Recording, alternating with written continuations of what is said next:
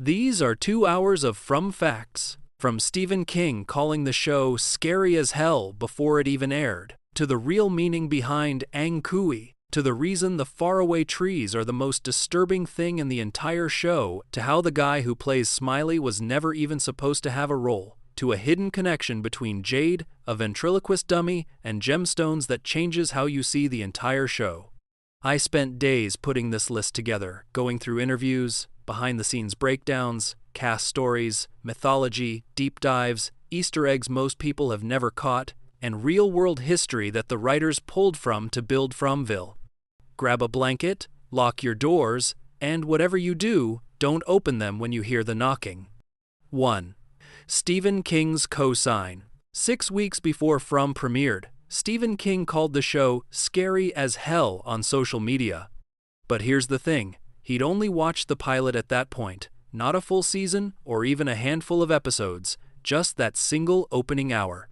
That post carried a kind of weight no advertising budget could match, because when the most famous horror writer alive tells the world something scared him, people stop and pay attention.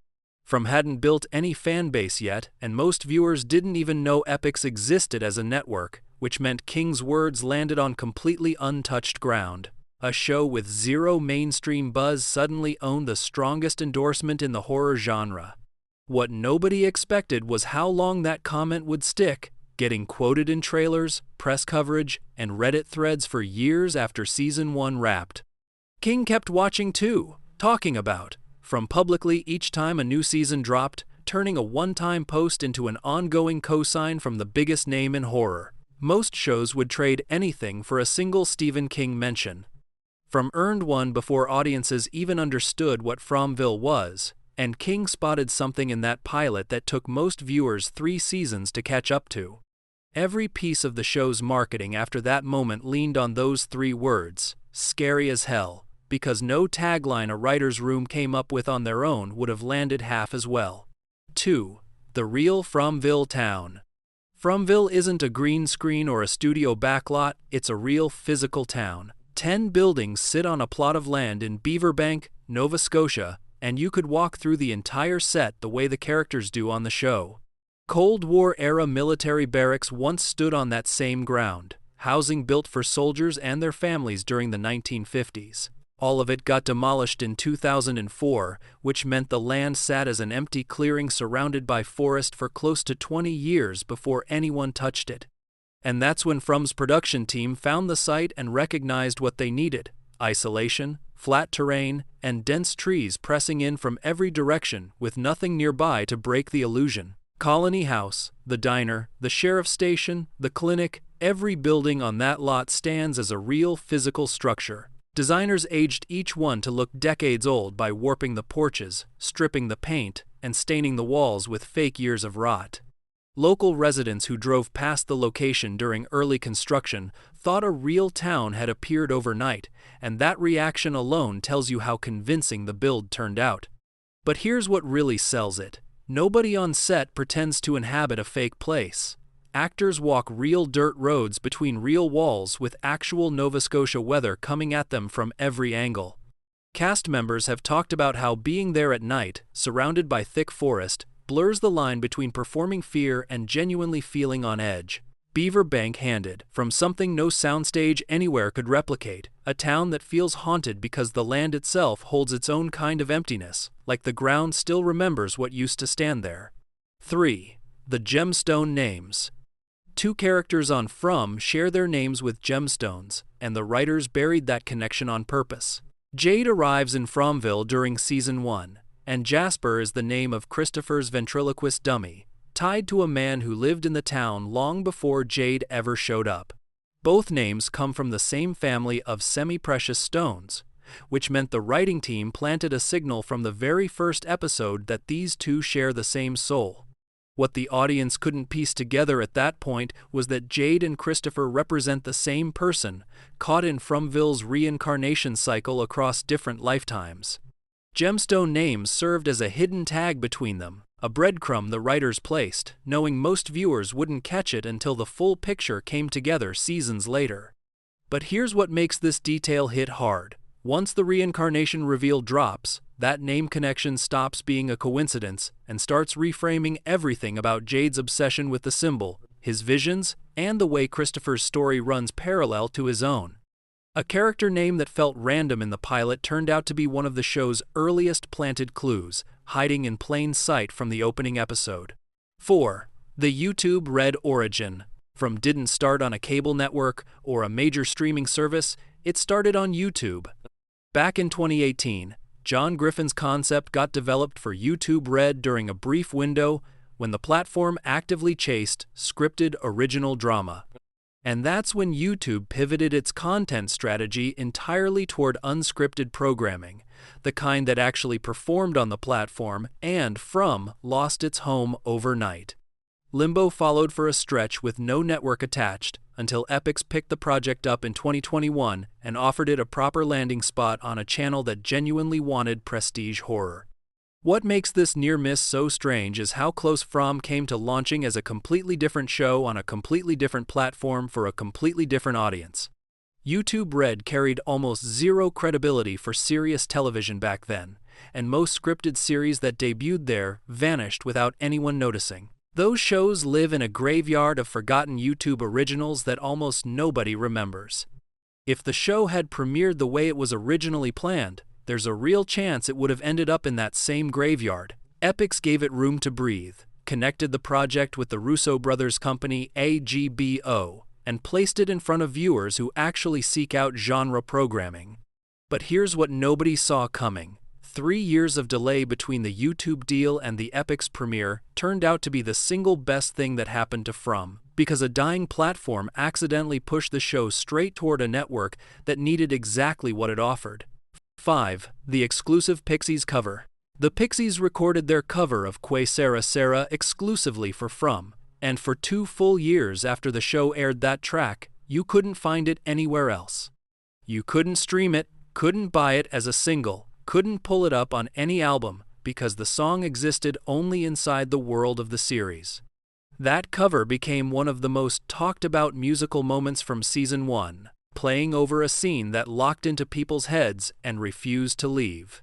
But here's the thing, fans treated the track like an unofficial anthem for the entire show long before it ever got a commercial release. And what gives this song choice an extra layer is its own history. Because Que Sara Sara was originally written in 1955 for Alfred Hitchcock's The Man Who Knew Too Much. Hitchcock's film follows characters who stumble into dangerous hidden knowledge, which maps directly onto what From does to every person trapped inside Fromville. The phrase translates to, whatever will be, and that sounds warm until you drop it inside a town that feeds people just enough hope to stop them from ever giving up. Where Doris Day sang it as a lullaby, the Pixies stripped the warmth out and replaced it with something that sounds like accepting the worst possible outcome. Landing a band that big for an exclusive recording on Epix, a network most people couldn't name at the time, tells you how hard From's creative team pitched behind closed doors. 6. Smiley's accidental origin. Jamie Maguire walked into the audition expecting nothing. The role he read for was a nameless background creature, one of those monsters that stands in the dark and never gets a close-up. No lines, no featured moments, just a body and prosthetics filling out a crowd scene. And that's when the casting team saw something in his face they hadn't planned for, a grin that looked wrong in exactly the right way. What came out of that audition became Smiley, the single most recognized creature in the entire show. Maguire didn't earn the part by acting scary in the traditional sense. He earned it by smiling, and the smile landed so far into uncanny territory that the production team built an entire character around it. A background extra role got rewritten on the spot because one actor's face did something the writers never imagined when they designed the monsters. Smiley now carries more fan art, more memes, and more screen-printed merch than any other creature on the show, and none of that was supposed to exist. Maguire's audition tape became one of those happy accidents that reshapes a series, turning a forgettable silhouette into the face people picture first when they think about what's waiting outside after dark in Fromville. 7. The Bottle Tree Music Theory. The numbers carved into the bottle trees have driven fans into spreadsheet-level obsession since Season 1, but one theory connects them to something nobody expected: music. 12 numbers appear across the trees, and 12 notes make up the chromatic musical scale. When you map each number to its corresponding note, what comes out isn't random noise. It forms a melody, and that melody matches a lullaby Miranda and Christopher sang to their daughter. This detail rewires how the bottle trees function inside the mythology. They stop being simple protective totems and start acting like frozen songs, a parent's voice encoded into wood and glass and carved digits. The lullaby theory also explains why the trees carry emotional weight the characters can't articulate. Boyd feels something near them he can't name. Tabitha gravitates toward them without understanding why. If the trees literally hold a song meant to protect a child, that pull makes sense on a level deeper than logic. And here's what makes the theory hit even harder. Christopher and Miranda lost everything trying to protect their daughter and save the people trapped in that town. If they hid a lullaby inside the bottle trees, it means their love for that child got embedded into the one thing that actually keeps the monsters out. The trees don't just guard the houses, they sing. 8. The Dr. Mabuse Easter Egg. Medical equipment scattered across the clinic in Fromville carries a brand name most viewers skip right past: Mabuse. Pause the screen during any hospital scene and you'll catch it printed on monitors, supply boxes, and instrument trays. The name points straight to Fritz Lang's Dr. Mabuse, a fictional master of disguise and psychological manipulation who starred in a series of German films starting in 1922. Lang's character controlled people without them realizing it, pulled strings from behind layers of false identities, and built systems designed to trap victims inside manufactured realities. That description maps almost perfectly onto what Fromville does to everyone who enters. The town watches, manipulates, and wears different faces depending on who it's tormenting. Naming the medical brand after Mabuse tells you the prop department and the writing team operate on the same wavelength. This isn't a random label slapped onto a fake heart monitor. It's a deliberate wink at a century-old horror villain whose methods mirror the town itself, hiding in plain sight, wearing a mask, and making sure nobody understands the game until it's far too late. 9. Tabitha's Bracelet Loop. Tabitha keeps making the same bracelet. Across every life, every cycle, every version of herself trapped in that town, her hands return to the same pattern of knots and beads without any memory of doing it before. Season 3 confirmed this wasn't a quirk or a character habit. It was a past life echo, a piece of muscle memory bleeding through the reincarnation loop that Fromville forces its residents into. That confirmation turned a background detail into one of the show's most unsettling reveals. Tabitha's conscious mind has no idea why she makes the bracelet, but her body remembers. Her hands carry knowledge her brain lost between lives, which means the cycle doesn't wipe people clean the way it wants them to believe. Something survives. Something small and physical and impossible to explain keeps slipping through the reset, and Tabitha's bracelet is the proof that Fromville's hold over its prisoners isn't as complete as it appears. 10. The Lost Pipeline. 3 people responsible for shaping the identity of this show came directly from Lost. Jack Bender directed some of the most iconic episodes in Lost's entire run and brought that same visual language to Fromville. The long forest shots, the slow reveals, the way the camera holds on a character's face 2 beats longer than comfortable. Jeff Pinkner joined as showrunner, carrying years of experience writing mythology-heavy serialized drama, having worked on both Lost and Fringe. Harold Perrineau, who played Michael across multiple seasons of Lost, stepped into the role of Boyd and turned him into the emotional backbone of the entire series. That triple connection isn't a coincidence, and it isn't just a resume overlap. These 3 understood from day one how to build a mystery box show that keeps audiences hooked without collapsing under the weight of its own questions. They'd already survived the pressure of a fan base that demanded answers every single week, and they carried those lessons directly into this project. Boyd feels like a character built by people who learned what worked and what didn't on that island, and Bender's direction carries the exact kind of patience that made Lost's best episodes feel like slow-building nightmares. The DNA runs deep, and anyone who loved that earlier show can feel it in every frame. 11. The invented language. Anghkooey isn't pulled from any real-world language, and no amount of searching through linguistic databases will trace it back to an actual origin. The writers built the word from scratch, and its meaning is almost painfully simple. It translates to remember. That single word carries the weight of the entire mythology, because remembering is the one thing Fromville's cycle seems designed to prevent. Characters forget their past lives, lose track of how long they've been trapped, and struggle to hold on to details that should be impossible to miss. Naming the children's chant Anghkooey turned a made-up word into a command hidden inside a song, a desperate instruction disguised as something innocent. Every time those kids sing it, they're literally telling anyone who listens to remember, and nobody in town understands what they're hearing. The decision to invent the language rather than borrow from an existing one also keeps the audience locked out in the same way the characters are. You can't Google your way to an answer.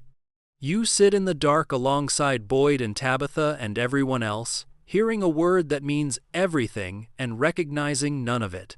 13. The Man in Yellow's hidden voice. 2 full seasons before the Man in Yellow ever appeared on screen, his voice slipped through Jim's radio during the Season 1 finale. Most viewers caught the static, registered the tension, and moved on without realizing they just heard a character who wouldn't show his face until Season 3. The show buried its most dangerous figure inside a moment of radio interference and trusted the audience to forget about it. What makes this particular seed so effective is how it reframes the Man in Yellow's power once he finally arrives. He wasn't introduced in Season 3. He'd been present since the beginning, speaking through the town's infrastructure, whispering from inside the walls of Fromville itself. By the time viewers see him standing in that yellow suit, the reveal carries a retroactive weight that reaches all the way back to the first season's closing minutes. That kind of long-range planting separates this show from series that introduce villains on the fly. The writing team knew who this figure was, what he sounded like, and where he fit into the mythology years before they put him in front of the camera. His voice lived inside the static the whole time, waiting. 14. Real bottle trees. Bottle trees aren't a fictional invention. They come from Congo spiritual traditions in Central Africa, where communities hung glass vessels from tree branches to capture and trap wandering evil spirits. The belief held that spirits would be drawn into the bottles by their own curiosity, and once inside, sunlight would destroy them by morning. Blue glass carried special power in this practice, acting as the most effective color for luring malevolent forces.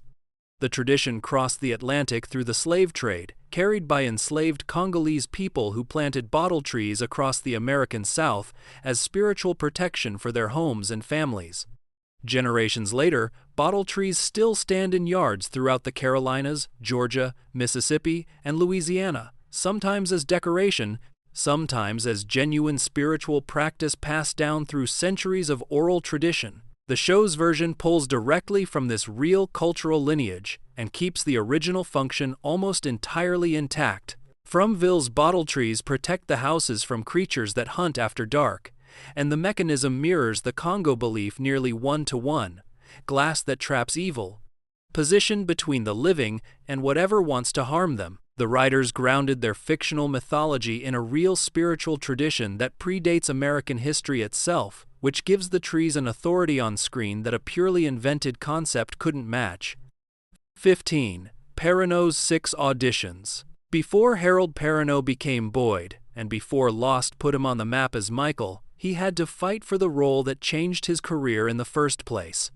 Landing Mercutio in Baz Luhrmann's 1996 Romeo plus Juliet took 6 separate auditions, each one a chance for the casting team to say no and move on to someone else. 6 rounds of reading for a single part tells you something about both the competition and Perrineau's refusal to let the role slip away. That persistence paid off with a performance that became one of the film's most electric elements. A Mercutio so full of chaotic energy that he nearly steals the entire movie from Leonardo DiCaprio.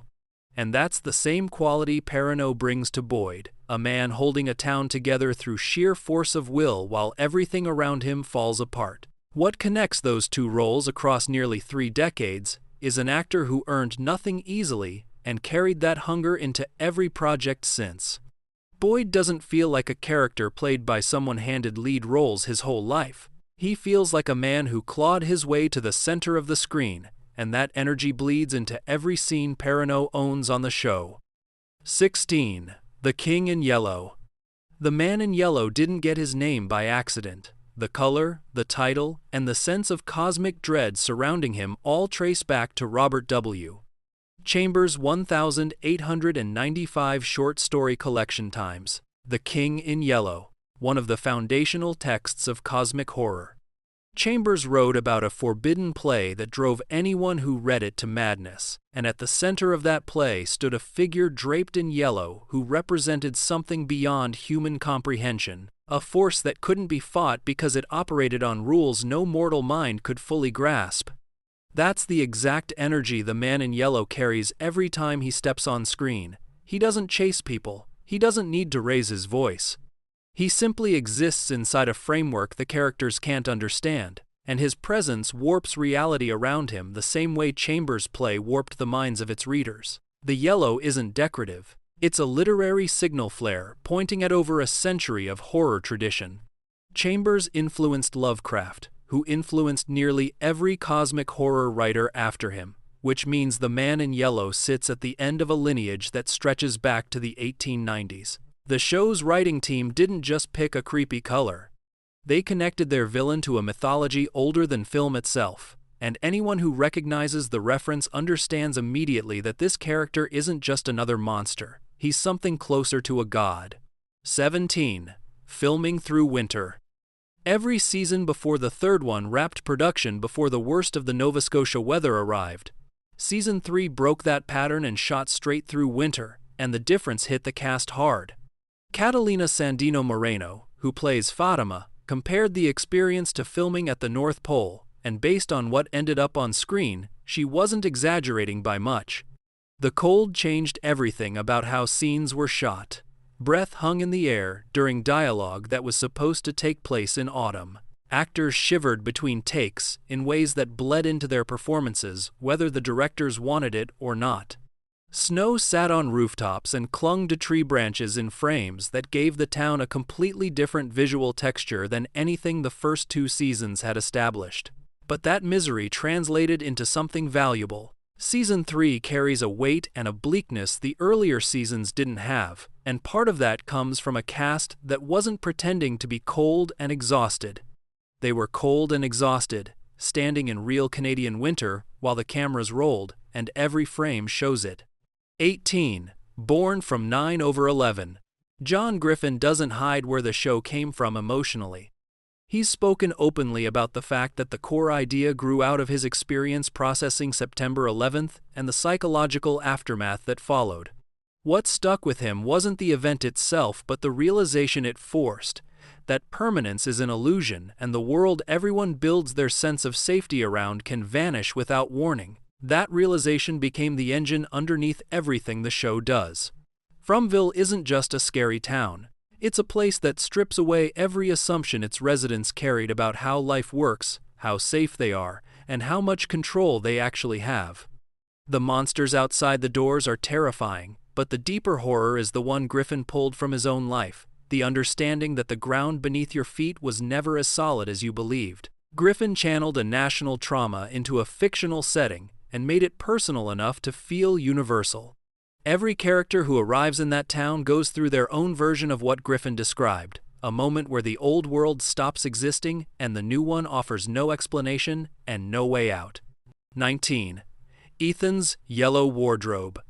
Go back through Season 1 and watch what Ethan wears. The kid is dressed in yellow across multiple episodes, a color choice that meant nothing to anyone during the first watch. No viewer had any reason to connect a child's wardrobe to a villain who wouldn't appear for 2 more seasons. But once the Man in Yellow finally stepped into frame, that detail lit up like a flare in retrospect. The color match raises questions the show hasn't answered yet. Is Ethan connected to the Man in Yellow in ways his family doesn't understand? Was the wardrobe department planting a visual link between the boy and the entity before the writers were ready to explain it? Or does yellow simply mark characters who sit closer to the town's deeper mechanics than everyone else? Whatever the answer turns out to be, The fact that it was seeded that early proves the creative team was thinking multiple seasons ahead, while most of the audience was still learning character names. 20. Smiley's Autopsy. When the characters finally cut open a creature, what they found inside wasn't alien tissue or supernatural void. Smiley's autopsy revealed fully human internal organs, every one of them shriveled and completely drained of fluid, like something had sucked the life out of a person and left the husk walking around in monster skin. That reveal landed 3 full seasons before the show explained where the creatures actually come from. The implication sat there quietly and let the audience do the math on their own. If the monsters have human organs, they were human once. And if they were human once, then every creature standing outside the houses at night used to be someone who got trapped in that town, someone who lost, someone who became the thing they feared most. That autopsy scene reframed every encounter with the creatures retroactively. The monsters weren't invaders, they were former residents, and the town didn't just kill people. It recycled them into weapons and pointed them at the next wave of arrivals. 3 seasons of foreshadowing paid off in a single scene on a table.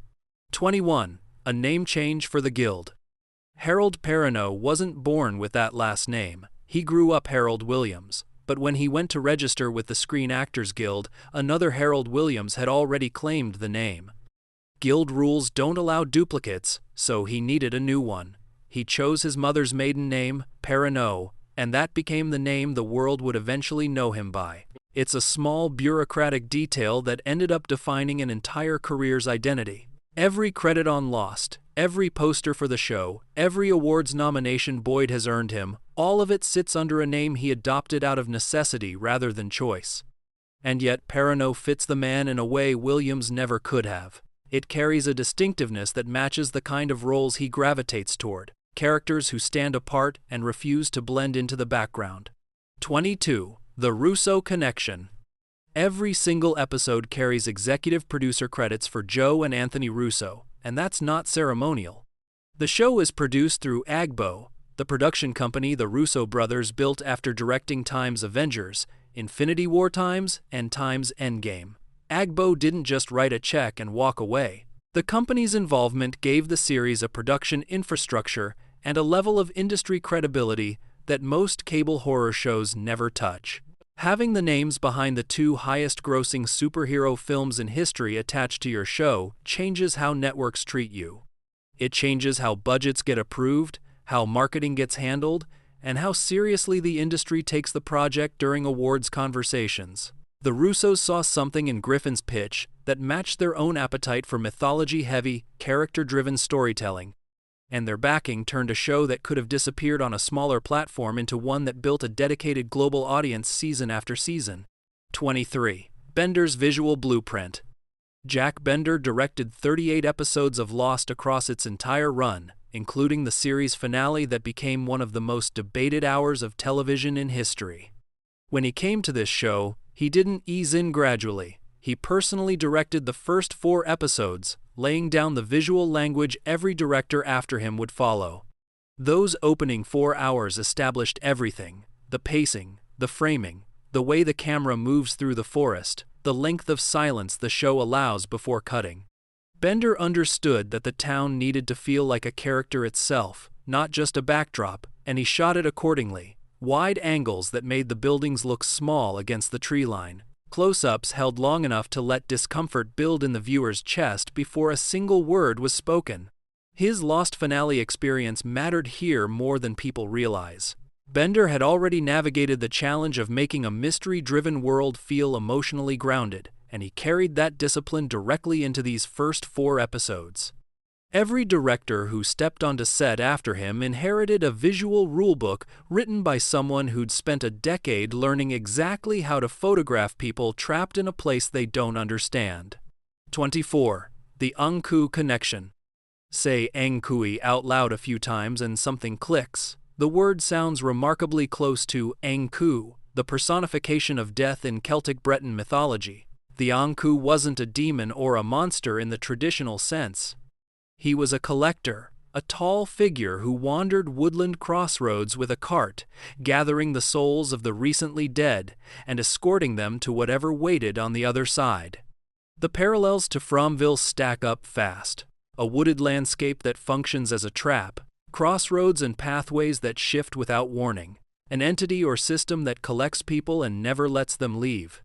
If the name Anghkooey was built to echo Anghkoo, then the children's chant carries a double meaning.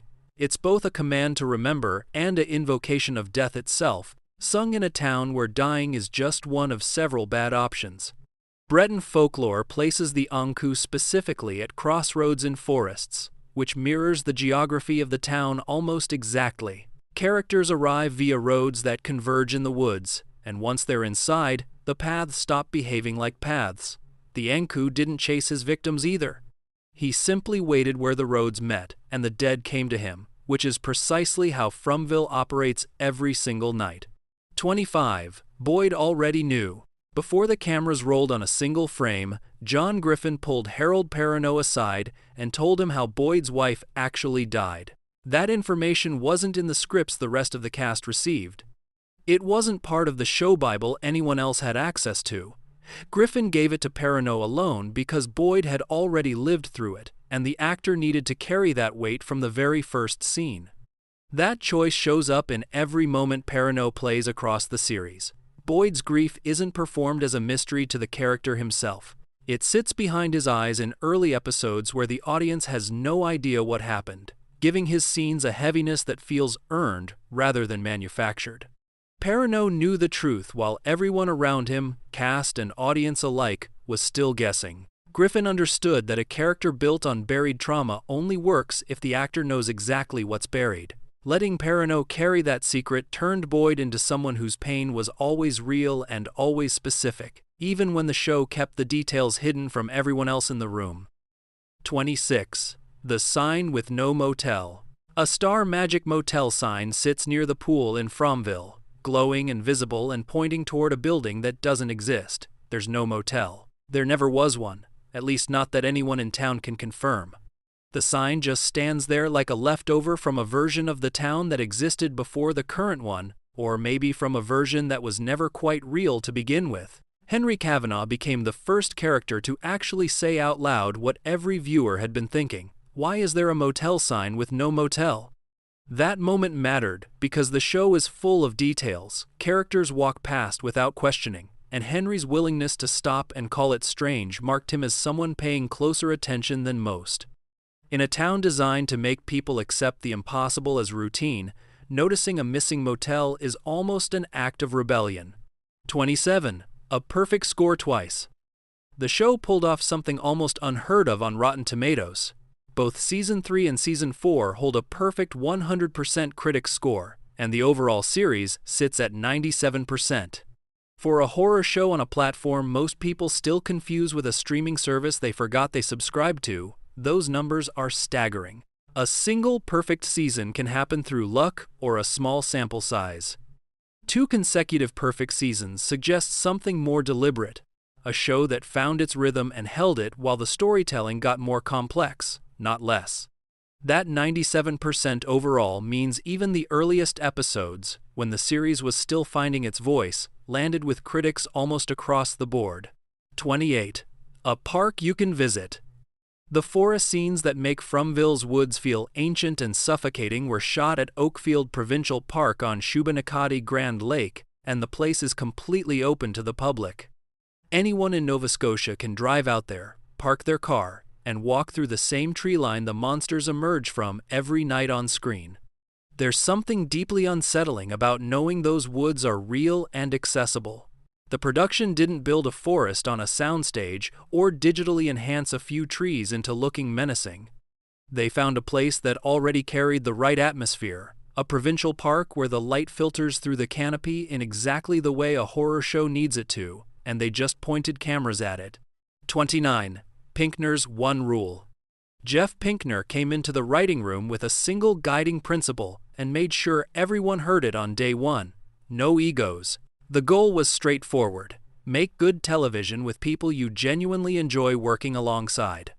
That was the entire framework. No hierarchy of ideas based on who pitched them. No protecting pet storylines at the expense of better ones. That philosophy shows up in the finished product more than most viewers would guess. Writers' rooms that operate on ego produce shows with tonal inconsistency, where one episode feels like a completely different series than the one before it. The consistency this show maintains across seasons, where every episode feels like it belongs to the same creative brain, traces back to Pinkner's insistence that collaboration mattered more than credit. 31. Fromville as Carcosa. Chambers didn't just give the show a villain template with the King in yellow, he gave it an entire city. Carcosa, the cursed metropolis at the heart of his 1,895 stories, operates on rules that mirror Fromville's geography with eerie precision. Time doesn't move correctly inside Carcosa. People who enter find themselves unable to leave, and anyone who tries too hard to solve the city's mysteries loses their grip on reality, consumed by the very puzzle they thought they could crack. That last detail maps directly onto characters like Boyd, Jim, and Jade, all of whom have been visibly damaged by their obsession with understanding how the town works. Jade chases symbols and visions until he can barely function. Jim's need for answers nearly destroys his family. Boyd holds himself together by sheer force, but the cracks are widening every season. Carcosa didn't kill people with monsters. It killed them with curiosity, and Fromville runs the same play every single cycle. The parallels run deep enough that Fromville might not just be inspired by Carcosa. It might be a version of it, a recurring cursed place that manifests differently across centuries of storytelling, but always follows the same blueprint: trap the curious, punish the brave, and never let anyone leave with the answers they came for. 32. The destination was always there. Griffin has been clear about this from the beginning, and he frames it in terms anyone can understand. You don't start a road trip without knowing your destination. The ending of the show has existed since before the first episode was written, and every season has been driving toward it with a map the audience can't see yet. That claim carries weight because of how many mystery shows have collapsed under the pressure of delivering a satisfying conclusion. Griffin watched those failures happen in real time across the television landscape and made a deliberate choice to work backward from an ending he believed in. The mysteries aren't being invented season by season and stitched together later. They were built to converge on a single point that Griffin locked in before a single actor set foot on the Beaver Bank set. 33. Victor's promotion. Scott McCord spent all of Season 1 as a recurring guest star, appearing when the story needed Victor and disappearing when it didn't. The character existed on the edges of the narrative, a strange man who'd survived the town longer than anyone else, but didn't have the screen time to fully explain why. Season 2 changed that. McCord got promoted to series regular, and Victor moved from the margins to the center of the mythology. That promotion reflected what the writers and the audience both recognized at the same time. Victor wasn't a side character. He was the key to everything. The only living person who remembered a previous cycle, and his memories held answers the rest of the town desperately needed.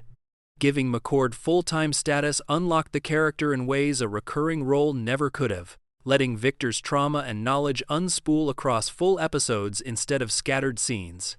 34. The Cleared Lot. The military housing site at Beaverbank, where the entire Fromville set now stands, was fully dismantled back in 2004. Every building torn down, every foundation cleared, the land left sitting empty and untouched for nearly 2 decades.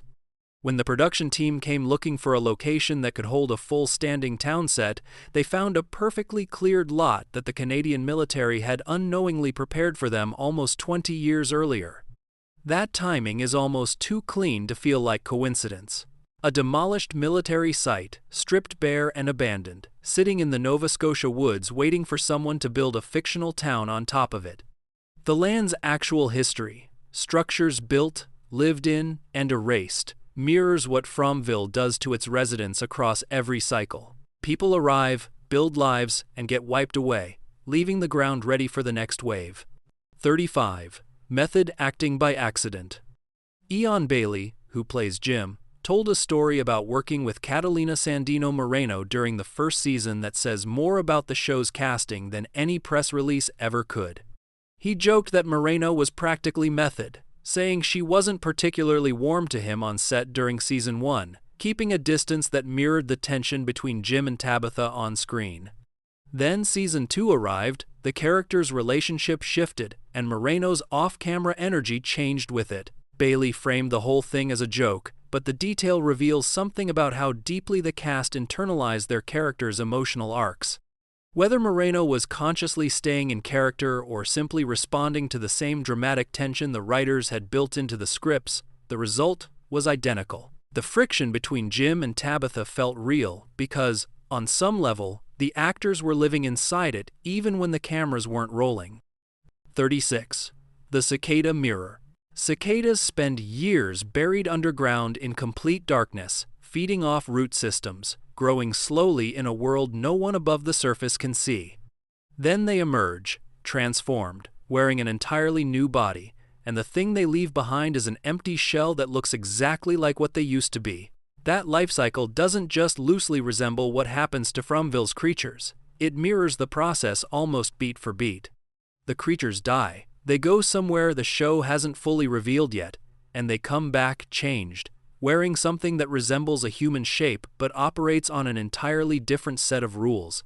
The husk of who they were before gets discarded the same way a cicada sheds its exoskeleton, left behind as evidence that a transformation occurred but offering no explanation of how or why. The show leans into this parallel with visual and narrative cues that reward anyone paying attention.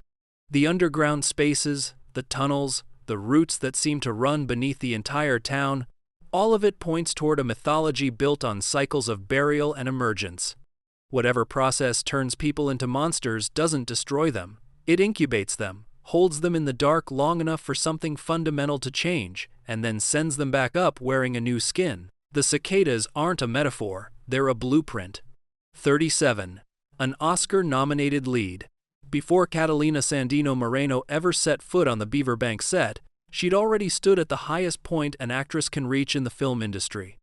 Her performance in Time's Maria Full of Grace Times earned her a nomination for the Academy Award for Best Actress, making her the first Colombian actress in history to receive that recognition. She was 23 years old. That nomination puts her presence on this show in a different light than most horror television casts. This isn't an actress building towards something. This is someone who already reached the summit and chose to bring that caliber of talent to a genre series on MGM+. Every scene Moreno plays as Tabitha carries the technical precision of a performer who was once measured against the best in the world and found worthy of standing in the same room. The show benefits enormously from having someone of her pedigree anchoring one of its most emotionally demanding roles. Tabitha's arc requires grief, fury, maternal ferocity, and quiet devastation, sometimes within the same episode. Moreno handles all of it with the kind of control that only comes from an actress who earned an Oscar nomination before most people in the cast had landed their first series regular role. 38. California. Halifax didn't become a filming destination by accident. Nova Scotia's aggressive tax credit program turned the city into one of the most cost-effective production hubs in North America, and the industry responded by shipping project after project to the Canadian coast. The nickname California stuck because the volume of Hollywood productions flowing through the region made it feel like a northern satellite of Los Angeles. The pedigree of films shot there goes back decades. James Cameron brought Time's Titanic Times to Halifax in 1997, using the region's proximity to the actual North Atlantic disaster site and its production infrastructure to build one of the highest-grossing films ever made. That same infrastructure, refined and expanded over the following 25 years, now supports the show that turned a cleared military lot in Beaverbank into one of the most convincing horror sets on television. The tax credit does more than save money. It keeps entire productions local, which means the crews working on this show aren't imported from Los Angeles or Toronto. They're Nova Scotians who've spent years building expertise on projects that range from intimate indie films to blockbuster spectacles. The technical skill visible in every frame of the show comes partly from a workforce that Halifax's film economy spent decades training. 40. Forgetting before rebirth. The reincarnation cycle running beneath the show's mythology draws from two of the oldest spiritual traditions in human history, and both land on the same fundamental principle. In Hindu philosophy, samsara describes the endless cycle of death and rebirth that every soul passes through, trapped in repetition, until it achieves the enlightenment necessary to break free. The cycle isn't punishment, it's a process, one that continues until the soul learns what it needs to learn. Greek mythology arrives at nearly the same idea through the river Lethe, one of the 5 rivers of the underworld. Souls preparing for rebirth were required to drink from its waters, which erased all memory of their previous lives. They entered their new existence completely blank, carrying none of the knowledge they'd accumulated before, doomed to make the same mistakes and face the same trials without any awareness that they'd done it all before. Fromville operates on both principles simultaneously. Characters cycle through the town's system, dying and returning in forms they don't recognize. The ones who survive lose memories, miss connections, and fail to see patterns that would be obvious if they could remember what came before. The town functions as both samsara and Lethe at once, a place that forces repetition and steals the one tool, memory, that might allow someone to finally break the loop. The Anghkooey chant's command to remember isn't just advice, it's the only weapon anyone has against a system designed to make forgetting inevitable. 41. Trapped again. Harold Perrineau spent 6 seasons on Lost, playing Michael Dawson, a father stranded on a mysterious island surrounded by supernatural forces, hostile entities, and a community of survivors trying to make sense of rules they didn't write. Then he signed on to a show where he plays a father figure stranded in a mysterious town, surrounded by supernatural forces, hostile entities, and a community of survivors trying to make sense of rules they didn't write. The man has a type, and the type is geographical imprisonment with a side of cosmic dread. Perrineau himself has leaned into the joke publicly, acknowledging that his career has developed a pattern most actors would find alarming.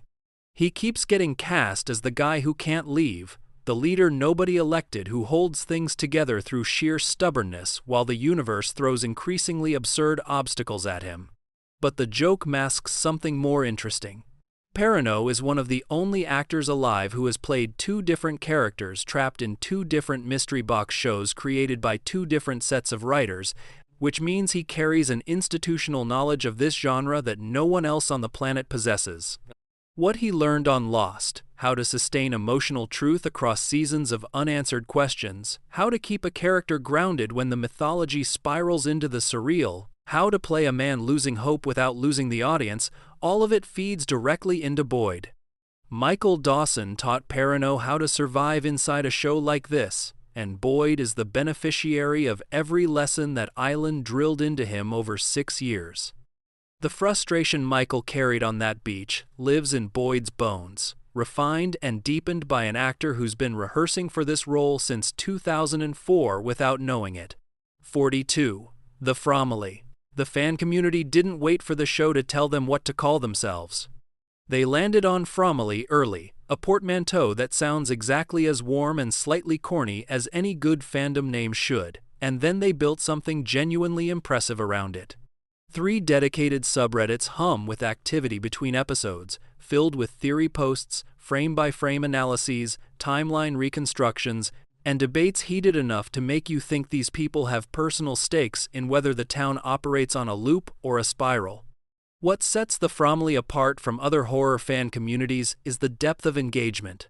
These aren't casual viewers posting reactions and moving on. They're building spreadsheets tracking every symbol Jade has seen, mapping the tunnel systems based on background details visible for single frames, cross-referencing dialogue from Season 1 with reveals in Season 4, and occasionally cracking patterns the show hasn't explicitly confirmed yet.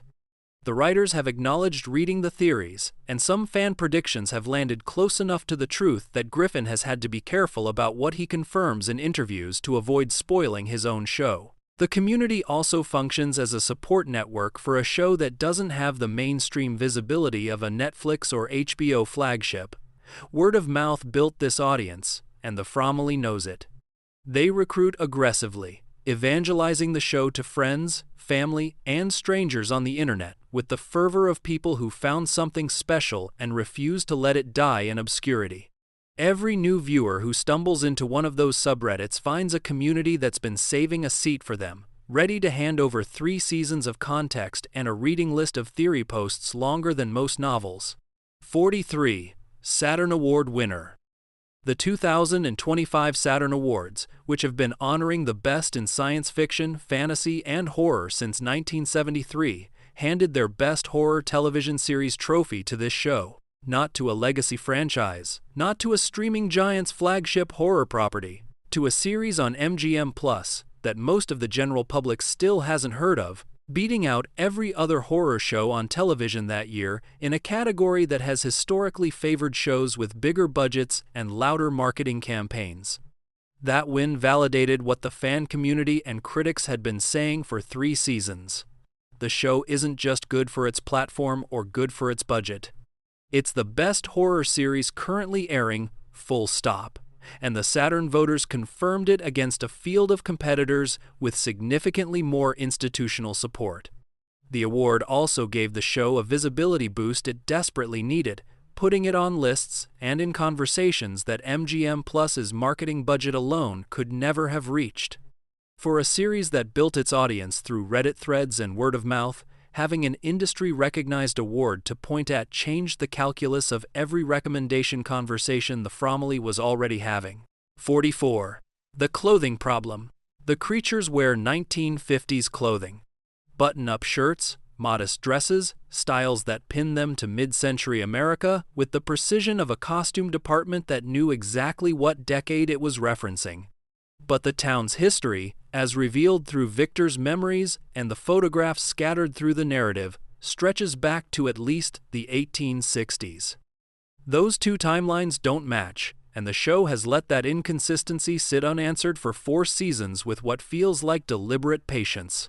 If the creatures are former residents transformed by whatever process the town runs, their clothing should span every era the town has been active. There should be monsters in Civil War-era garments, in Victorian dresses, in clothing from every decade between the 1860s and now. Instead, the wardrobe clusters around a single period, which suggests one of several unsettling possibilities. Either the current batch of creatures all came from the same cycle, a 1950s wave of arrivals who were collectively transformed, or the town dresses its monsters in a uniform of its choosing regardless of when they actually lived and died. A third option exists too, one the show hasn't touched yet. Maybe the creatures aren't wearing the clothing they died in. Maybe they're wearing the clothing the town wants them to wear, a costume designed to make them look almost normal, almost human, almost trustworthy enough to open a door for. That unanswered question sits at the intersection of the show's mythology and its horror, because the answer will reveal whether the creatures retain any identity from their human lives, or whether the transformation strips everything away and replaces it with whatever the town needs them to be. 45. From the Twilight Zone to Fromville. Before this show existed, before Griffin became the architect of one of television's most intricate mythologies, his professional writing resume was almost comically thin. His first major credit was a single episode of the 2019 CBS revival of Time's The Twilight Zone, Jordan Peele's attempt to resurrect Rod Serling's anthology format for a modern audience. 1 episode. That was the entire foundation his career stood on when he walked into the room to pitch a show about a town that traps people and feeds them to monsters. The gap between that single credit and what he built with this series is staggering by any measure. Television doesn't usually work this way. Writers typically spend years climbing through staff positions, earning producer titles incrementally, building a portfolio of work across multiple shows before anyone trusts them with their own mythology. Griffin skipped most of those steps, jumping from a single anthology episode to the creator and showrunner chair of a serialized horror epic that now spans 4 seasons and holds a 97% on Rotten Tomatoes. Either the pitch was that good, or Griffin's raw talent was visible enough in that single times Twilight Zone times hour that the people with the checkbooks decided to bet on potential over-experience. Based on what the show became, they were right to gamble. 46. A city kid in the woods.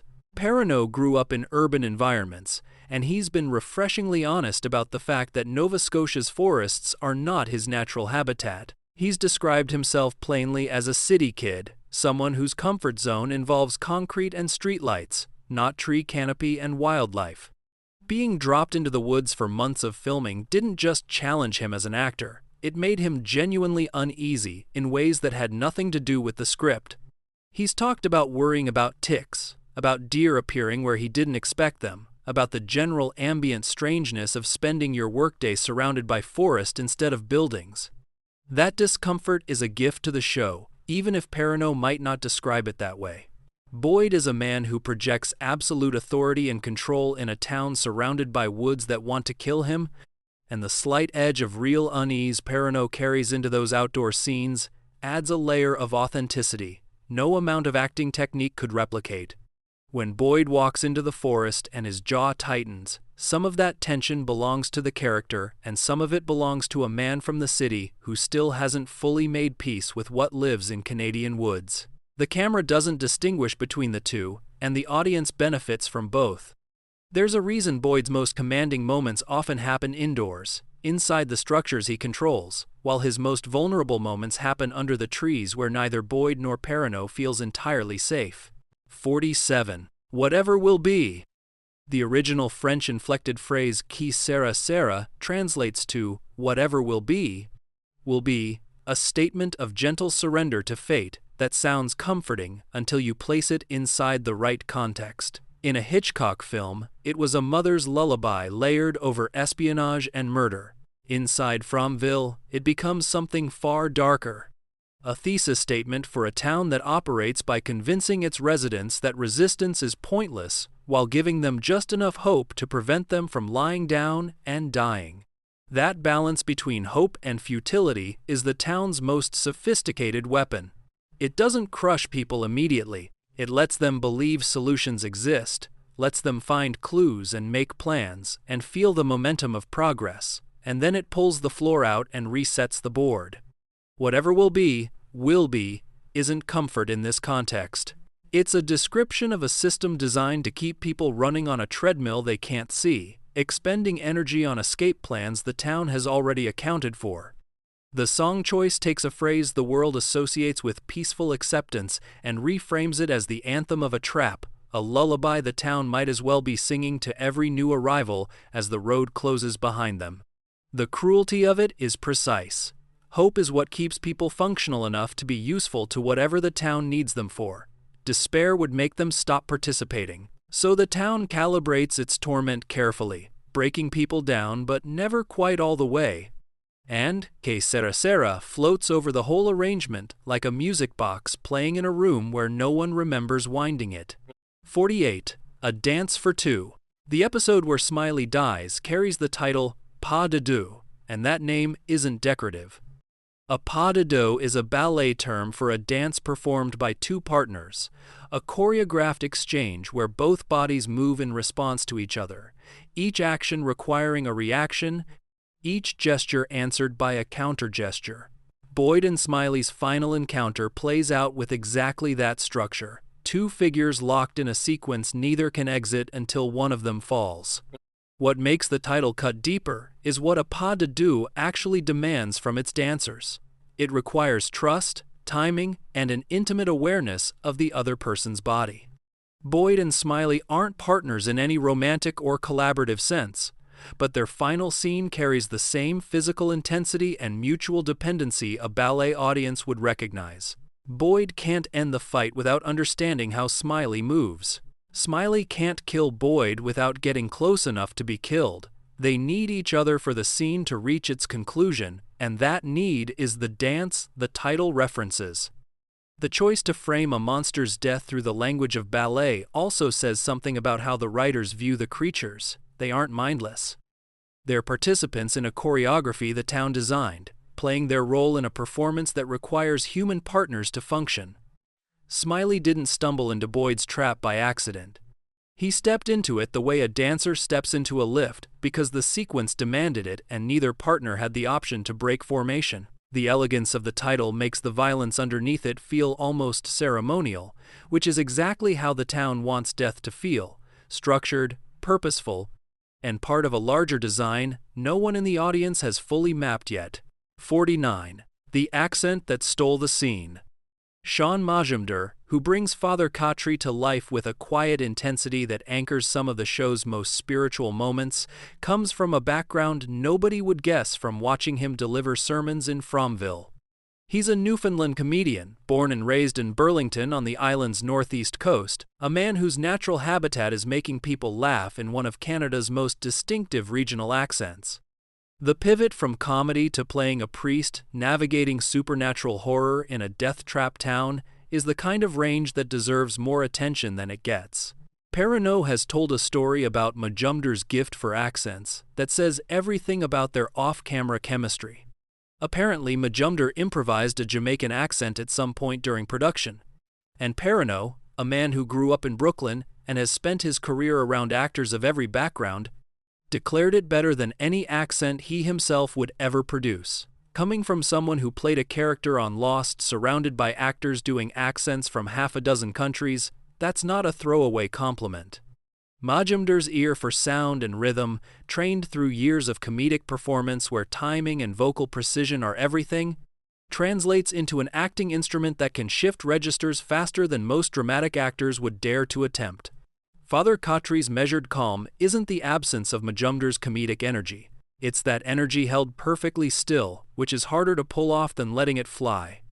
50. The answers are in the beginning. When the boy in white told Christopher that the answers to the end are in the beginning, he wasn't just giving a character a clue. He was handing the audience the show's entire thesis statement, a single sentence that functions as both narrative instruction and philosophical framework. The line tells you how to watch the show. It tells you where to look.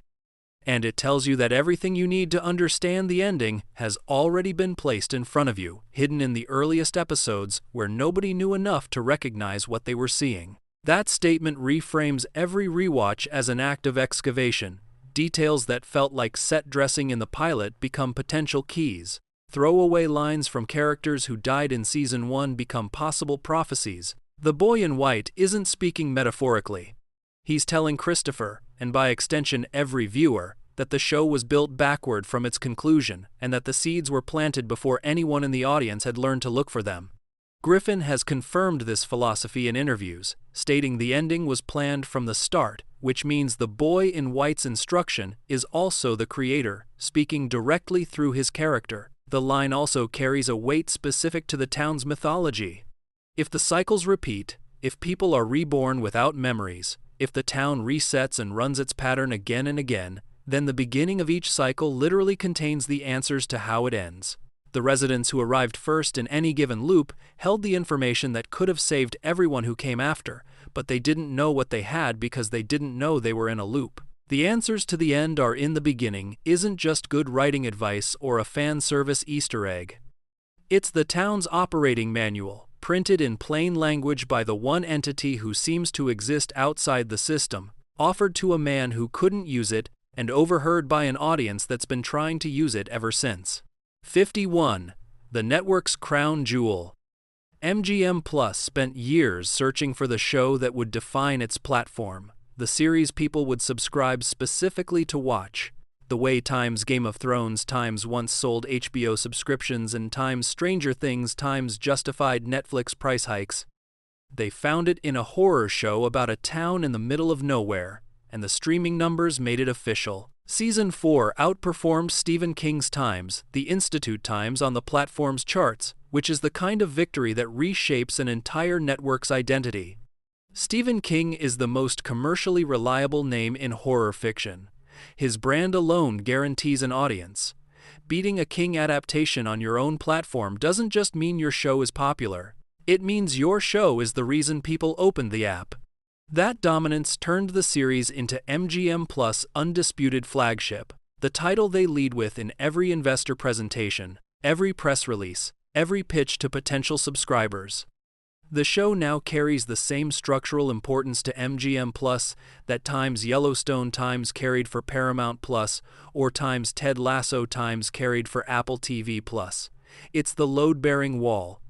If it collapses, the architecture around it becomes unstable. That pressure could be a burden, but Griffin and Perrineau have both spoken about it as fuel. Knowing your show is the most important thing on the network means every creative decision matters at a scale beyond just storytelling.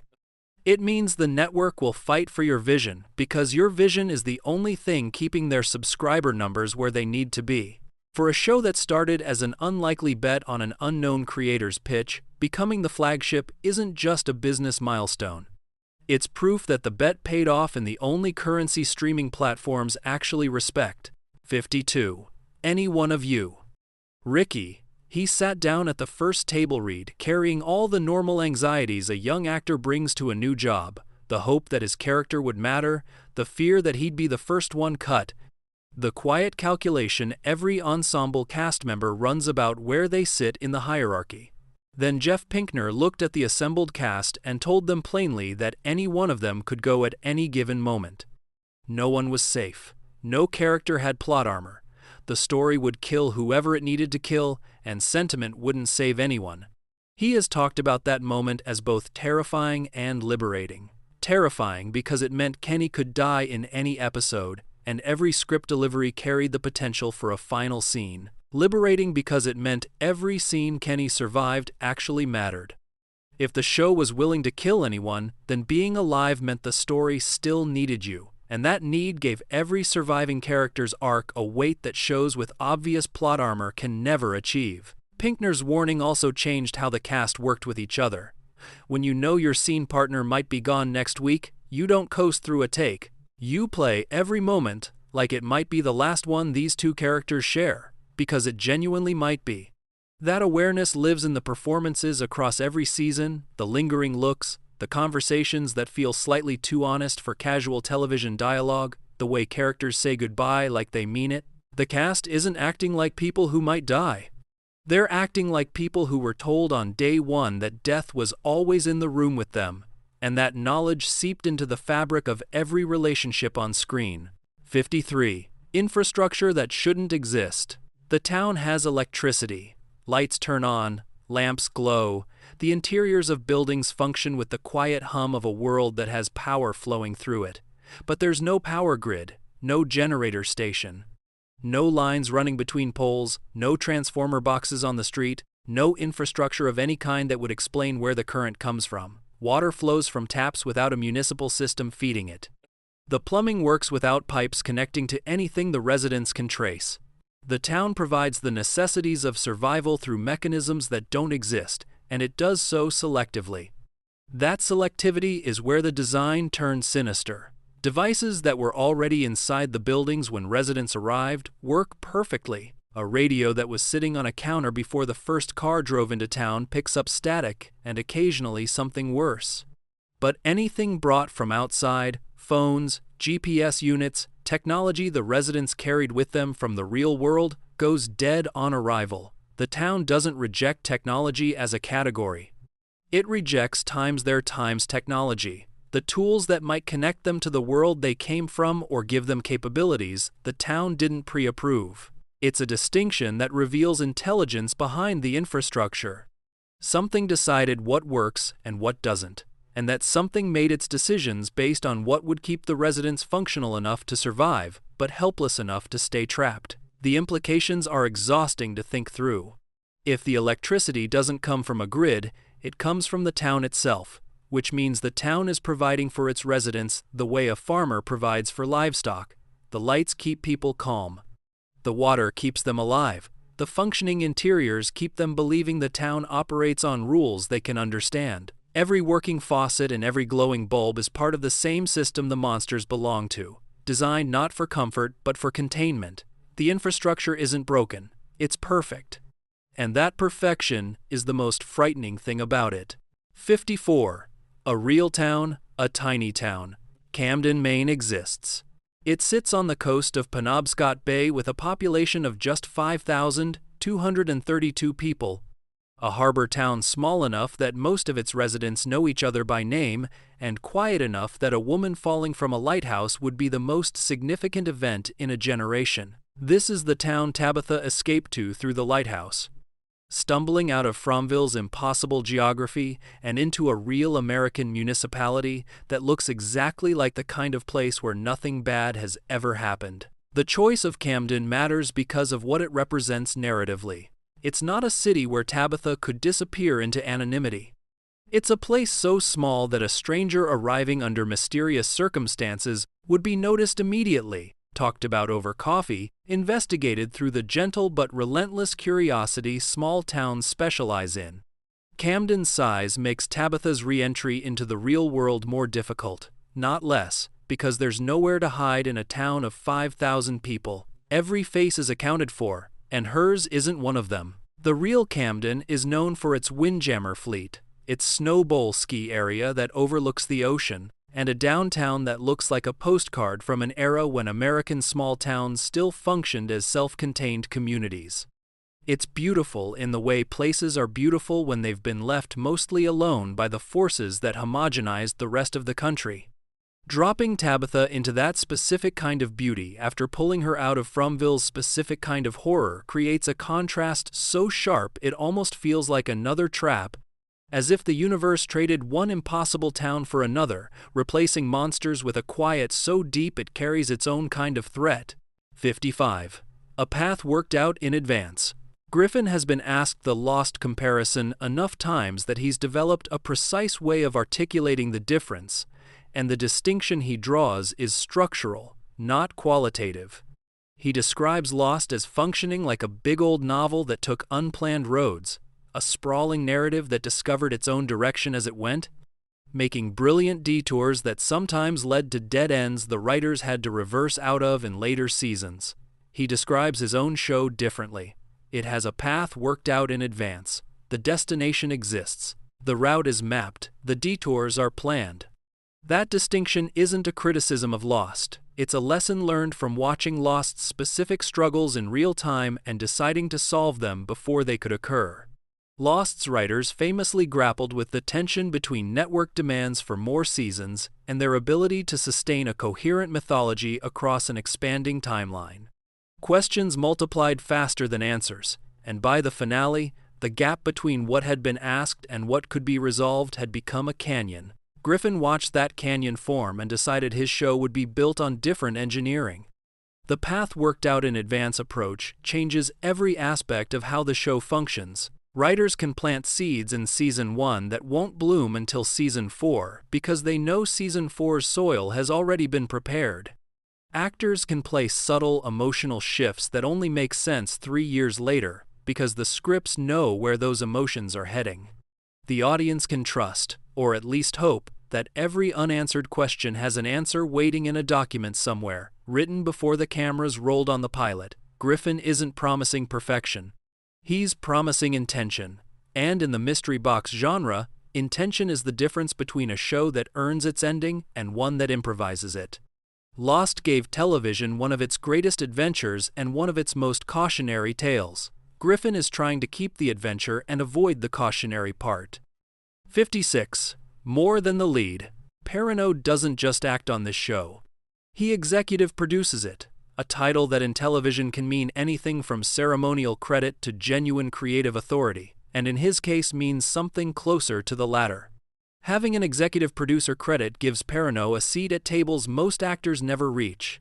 Conversations about story direction, character development, tonal decisions, and the kind of structural choices that determine what the show becomes across seasons rather than across episodes. That dual role shapes Boyd's arc in ways the audience can feel even if they can't identify the source. An actor who only acts receives scripts and interprets them. An actor who also produces receives scripts and understands why they were written that way, what narrative purpose each scene serves, where the story is heading, and what sacrifices the character needs to make for the show to work as a whole. Perrineau can advocate for Boyd in the writer's room with knowledge of the full picture, and he can accept difficult creative choices for the character because he understands the machinery those choices serve. When Boyd suffers on screen, it's not just because the writers decided to hurt him.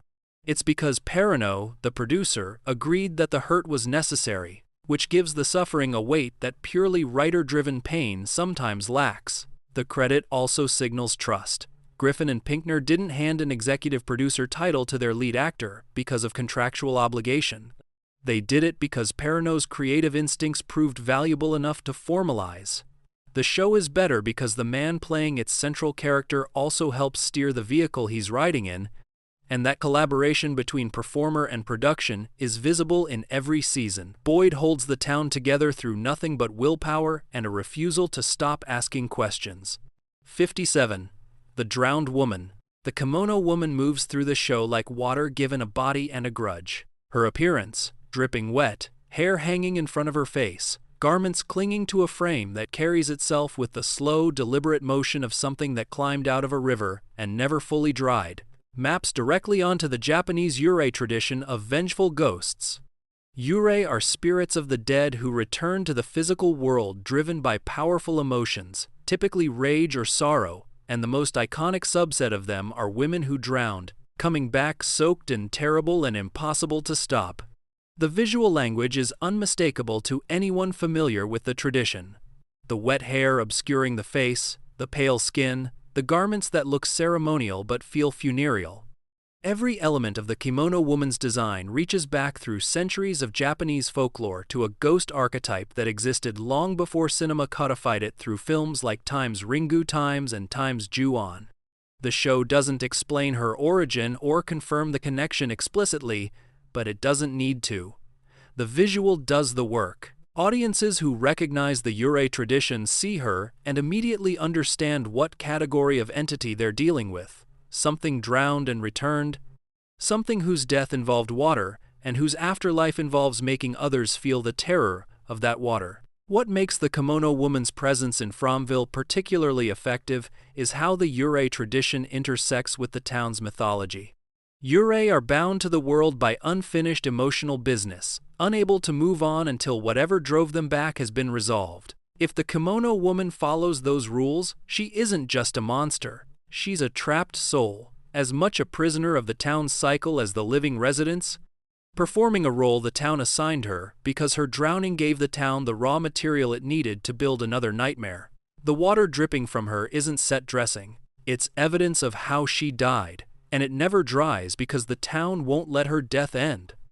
58. Prime Video's third biggest. When Season 4 premiered and became available on Prime Video through the MGM Plus channel, the show didn't just perform well. It climbed to the number 3 position on Prime Video in the United States, sitting behind only Times The Boys, Times and Times Invincible, two of Amazon's most expensive and heavily marketed original properties. A horror show from a platform most people access as an add-on channel outperformed nearly everything else on one of the largest streaming services in the world. The scale of that achievement becomes clearer when you consider what it beat.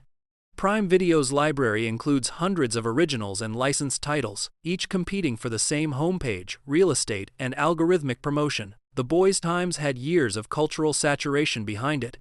Invincible Times had a beloved source material and a massive animation fanbase. This show had Reddit threads and a cast that does its own press. Reaching number 3 with those resources against that competition isn't just impressive, it's structurally absurd. The streaming equivalent of a community theater production outselling Broadway. That chart position also represents a tipping point for the show's cultural penetration. Being third on Prime Video means millions of people who'd never heard of the series saw it on their homepage, clicked out of curiosity, and entered a town they didn't know existed. Some of them are still there, 3 seasons deep and building theory boards.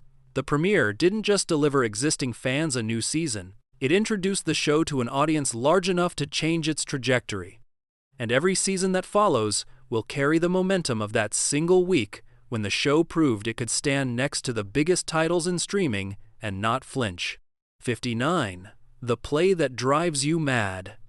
Robert W. Chambers published Times The King in Yellow Times in 1895, and the conceit at the center of his interconnected stories is elegantly vicious.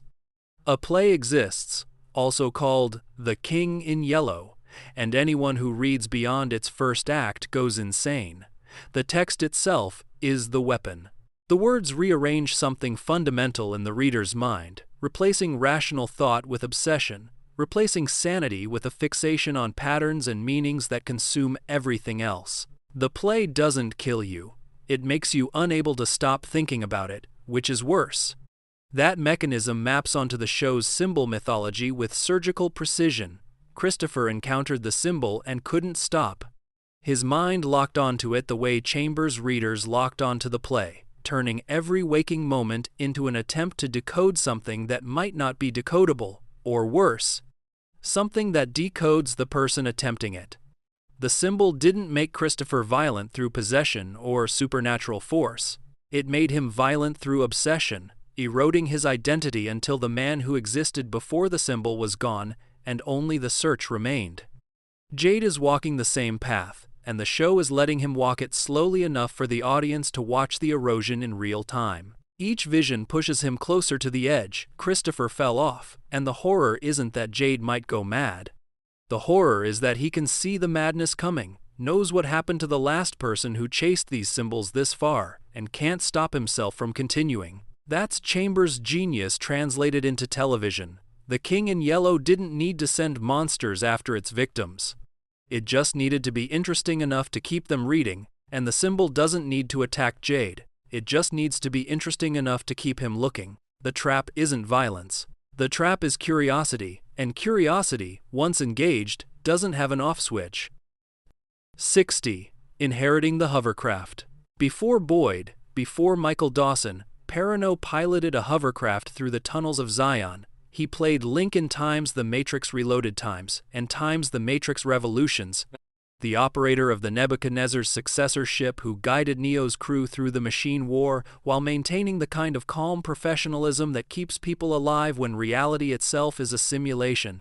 It was a significant role in one of the biggest franchises in cinema history, and it came to him under circumstances that were anything but normal.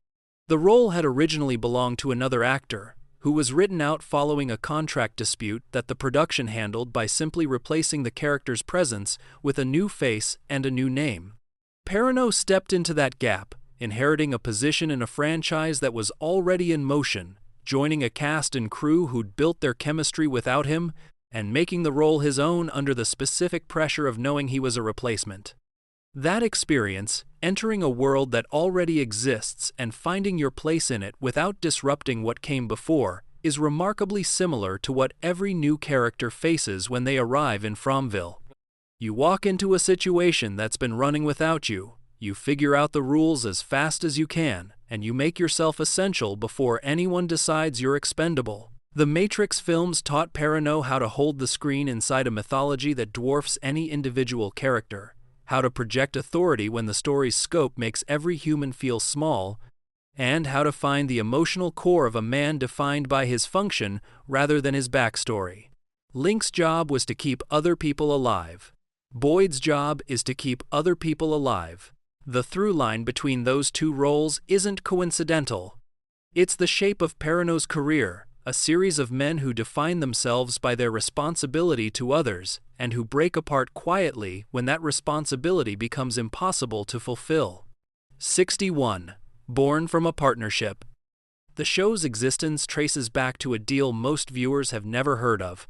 In 2018, Midnight Radio, the production company that would shepherd Griffin's vision to screen, signed a partnership with Agbo, the Russo brothers' production outfit best known for directing Time's Avengers, Infinity War Times, and Time's Endgame. That partnership was designed to develop genre projects that mainstream studios weren't pursuing, stories too strange or too dark or too structurally ambitious for the risk-averse machinery of major studio development. This show was one of the first projects born from that collaboration, which means it exists because two companies specifically designed to find unusual material looked at Griffin's pitch and recognized it as exactly the kind of thing they'd built their partnership to make.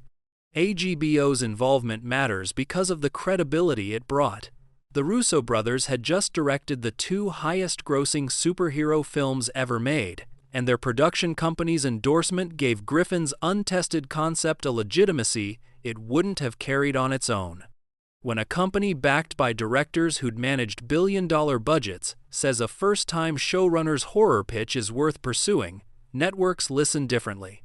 MGM Plus greenlit the show, knowing that the producers behind it had the infrastructure and the industry relationships to support a complex serialized production, even if the creator himself was largely unknown. The partnership also provided a safety net that most debut showrunners never get.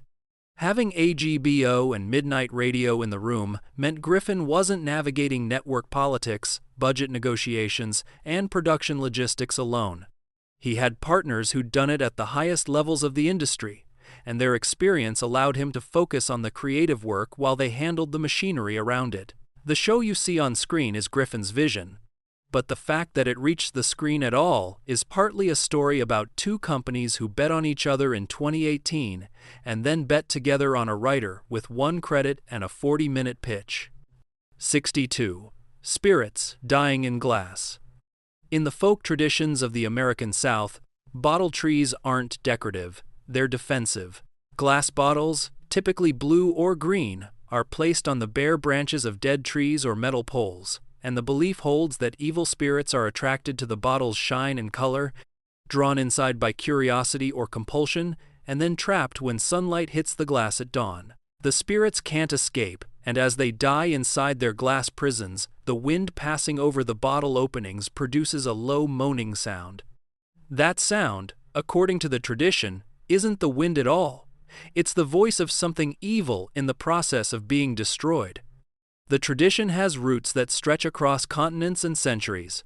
Bottle trees trace back to Congolese and Kisi practices, where containers were used to capture and hold spiritual forces. Enslaved Africans brought the practice to the American South, where it merged with existing folk beliefs and became a fixture of rural landscapes from the Carolinas to Louisiana. The trees stood in yards as protection, a visible declaration that this household was guarded and that whatever wandered out of the dark would find itself caught before it could do harm. The moaning sound gave the practice an auditory confirmation that it worked, turning every gust of wind into evidence that the bottles were doing their job. Inside the show's mythology, the bottle tree principle operates at a scale the folk tradition never imagined. If the town functions as a trap for entities that can't leave, then Fromville itself is the bottle, and everything inside it, residents and creatures alike, are spirits caught in glass, moaning against a wind they can't control. The Faraway Trees might even be the town's version of bottle tree branches, structures that look like they offer passage but actually serve to keep the trapped things circulating within the system rather than escaping it. The Southern folk tradition says you can hear evil dying if you listen to the wind through glass. In Fromville, the screams aren't subtle enough to require that kind of listening, but the principle is the same. Something built this place to catch things, and the sounds it makes aren't natural. They're the noise of the trap working. 63. They know your name. The creatures shouldn't know the things they know. They call residents by name. They reference personal histories, relationships, fears, and details that no stranger could possess and no surveillance system could explain. When a creature stands outside a window and speaks to the person inside, it doesn't use generic threats or mindless hunger-driven moaning. It uses information. Specific, targeted, devastatingly accurate information designed to make the person inside feel known in the most violating sense of the word. The creatures don't just want to get in. They want you to know that they already understand everything about you, and that the door is the only thing standing between their knowledge and their teeth. The show has never explained how they acquire this information, and that silence is one of its most effective horror strategies. Every possible explanation is worse than the last. If the creatures were once residents, they might retain memories from their human lives, but that doesn't explain how they know details about people who arrived after their transformation. If the town feeds them information, it means the town is watching the residents with a level of intimacy that makes privacy a meaningless concept, cataloging every conversation, every whispered fear, every name spoken in what residents believed was safety. If the creatures share a collective consciousness connected to the town itself, then every monster that has ever existed in Fromville carries the accumulated knowledge of every person who has ever been trapped there and nothing said or done inside the town's borders has ever been truly private. The psychological effect on the residents is cumulative and corrosive. You can fortify a house. You can board windows and barricade doors and create physical barriers that the creatures respect because of the talismans. But you can't fortify your identity. You can't barricade your name. Knowing that the thing outside the door knows who you are, knows your history, knows the specific words most likely to break your resolve, turns every night into an act of psychological endurance that goes far beyond the physical threat. The creatures don't need to get inside the house. They just need to talk long enough, and they have until dawn. 64. Teleportation powered by murder.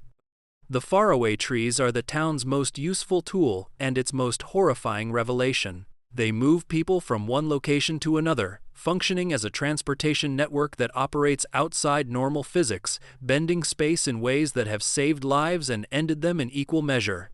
For seasons, they seemed like a neutral element of the town's geography, strange but functional, dangerous but valuable. Then the show revealed what powers them, and the neutral reading collapsed.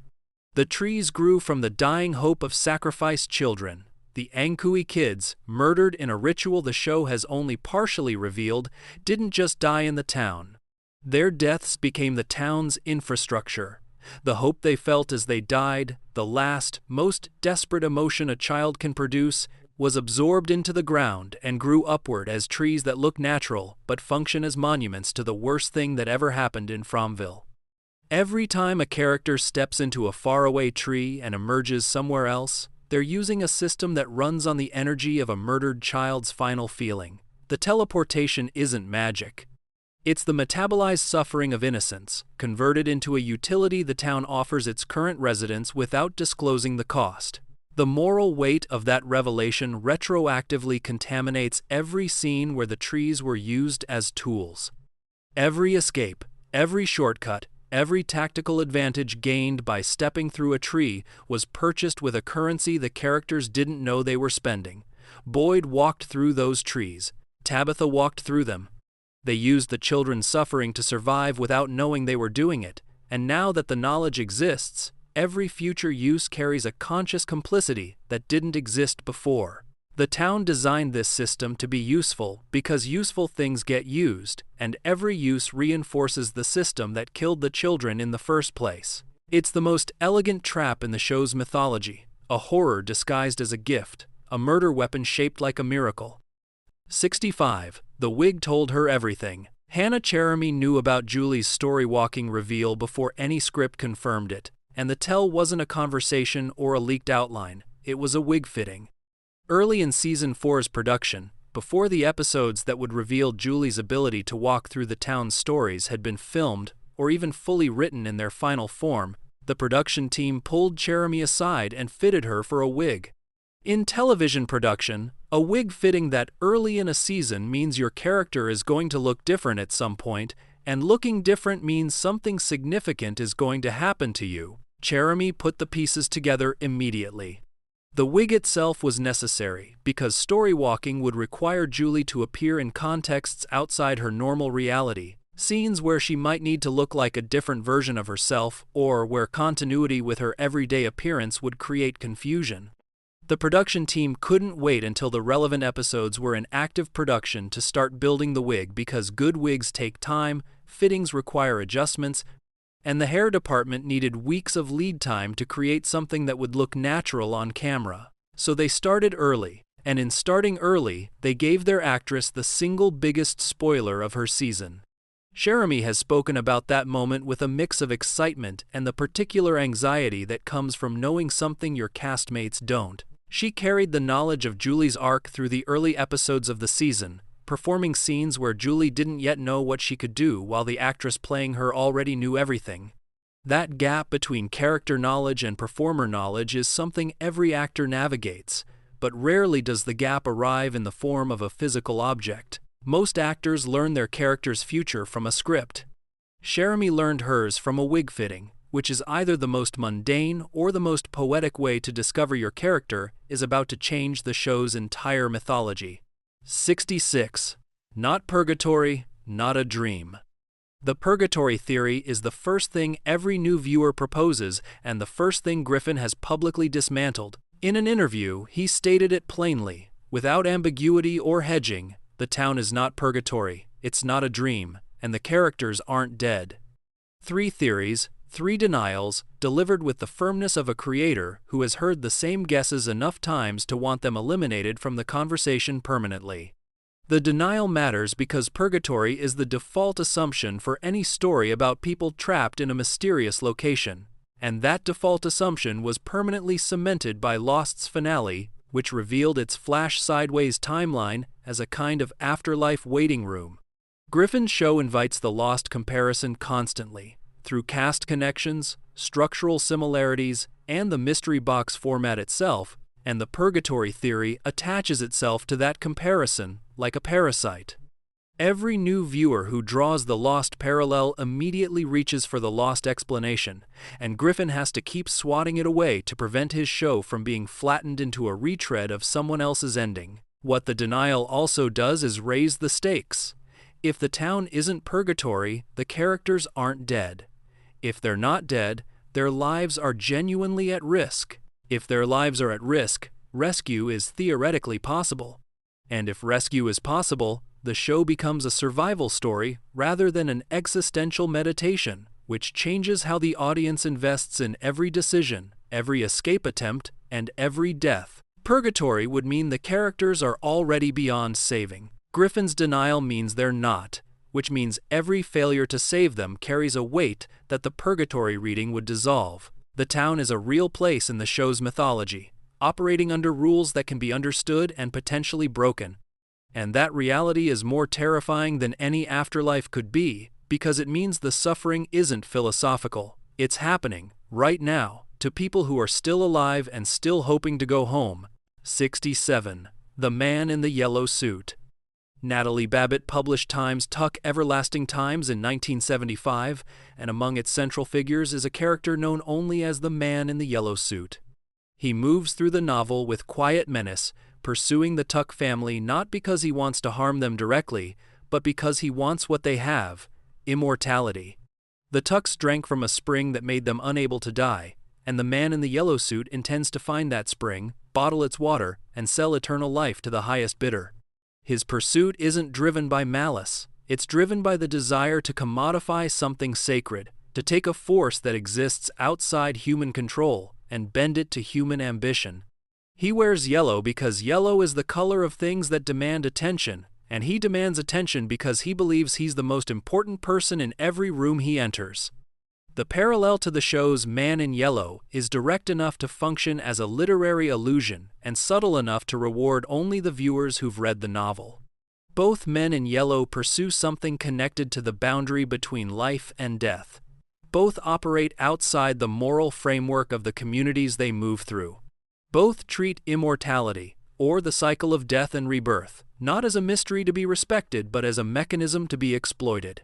Babbitt's Man in the Yellow Suit wants to sell eternal life. The show's Man in Yellow seems to want to control the cycle of death and rebirth that the town runs on, positioning himself not as a participant in the system but as its administrator. The color itself carries, meaning that both texts exploit. Yellow is the color of warning. It's the color of caution tape, of hazard signs, of things that tell you to pay attention because danger is present. In Chambers, King in Yellow, the color signals madness. In Babbitt's novel, it signals greed disguised as charm. In the show, it signals an entity that stands apart from the creatures, the residents, and even the town's apparent rules. Something that operates on a level the other characters can't access and pursues goals the other characters can't comprehend. The yellow isn't camouflage. It's a declaration, a visual announcement that this figure plays by different rules, and the literary tradition it draws from, spanning Chambers and Babbitt and a century of storytelling, ensures that anyone who recognizes the color knows exactly what kind of danger it represents before the character speaks a single word. 68. The Ones They Don't Kill. The creatures could kill everyone. The show has established their speed, their strength, their intelligence, and their numbers clearly enough to make one thing obvious. If the monsters wanted every resident dead by morning, they could make it happen. The talismans protect the houses, but people make mistakes, doors open, and the creatures are patient enough to exploit every error. Yet certain people survive encounters that should have ended them, and the pattern of those survivals suggests something more deliberate than luck. Randall was mauled. The creatures had him, physically, in their hands, with nothing between their teeth and his death. They tore into him badly enough to leave lasting damage, and then they stopped. They left him alive, broken but breathing, traumatized but functional. Sara killed residents under the Voice's instruction and was never touched by the creatures themselves, as though her role in the town's machinery granted her a kind of diplomatic immunity. Boyd has survived more direct encounters with the supernatural than any other character, walking through situations that killed people standing next to him, and emerging damaged but present every single time. The implication is that the creatures, or whatever controls them, are selective. They're not mindless predators clearing a food supply. They're curating a population. Some people are killed because their death serves a purpose, generating fear, breaking morale, punishing disobedience. Other people are spared because their survival serves a different purpose, one the show hasn't fully revealed but that clearly requires specific individuals to remain alive and suffering. Randall's trauma, Sara's guilt, Boyd's accumulated grief, these aren't accidents. They're products, manufactured by a system that understands exactly how much pain each person can absorb before they become useless and calibrates its violence accordingly. The creatures don't spare people out of mercy. They spare people the way a farmer spares breeding stock, because dead livestock can't produce what the farm needs. 69. Crafting the Grin. Jamie Maguire didn't stumble into Smiley's most iconic feature. He built it deliberately, studying horror antagonists who weaponize their smiles the way other villains weaponize blades or claws. He looked at characters across the genre who carried grins that communicated charm and menace simultaneously, faces that invited you to trust them right up until the moment that trust killed you. The result is an expression that doesn't belong on a human face, not because it's physically impossible, but because no genuine emotion produces it. Smiley's grin is engineered to hit the uncanny valley at full speed, close enough to a real smile to trigger your social instincts, and far enough from one to make those instincts scream. Maguire described his research as a study in the intersection of charm and wickedness, looking for the precise point where a mischievous grin tips over into something predatory. That line is thinner than most people realize. A smile that's 10% too wide reads as goofy. A smile that's 10% too still reads as dead. Smiley's grin lives in the narrow band between those extremes, a smile that moves just enough to feel alive, but holds just long enough to feel wrong. The muscles engage in a pattern your brain recognizes as friendly, but the timing is off by a fraction of a second, and that fraction is where the horror lives. What makes the grin work on screen is that Maguire doesn't break it. Other creatures shift expressions, snarl, speak with inflections that range from seductive to savage. Smiley's face does one thing, and it does it constantly, which means the audience never gets the relief of seeing the mask slip. There's no moment where the grin drops and you see the real thing underneath, because the grin might be the real thing. Maguire committed to the expression so completely that it stopped being a performance choice and became a character trait, and that commitment is why Smiley became the breakout creature of the ensemble. The others are terrifying because of what they do. Smiley is terrifying because of what his face looks like while he does it, and that face was designed by an actor who did his homework before he ever stepped into prosthetics. 70. The Fringe Connection. Chris Tilton's name doesn't appear in the show's marketing or on the posters that draw audiences in, but his work is in every frame.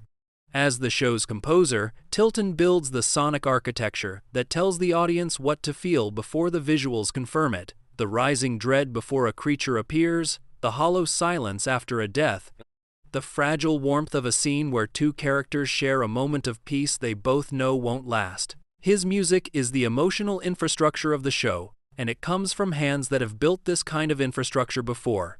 Tilton scored Times, Fringe Times and Times Alias, two J.J. Abrams productions that, along with Times Lost, defined the mystery box genre on network television. That lineage means the show's musical DNA carries the same genetic markers as the shows it's most often compared to.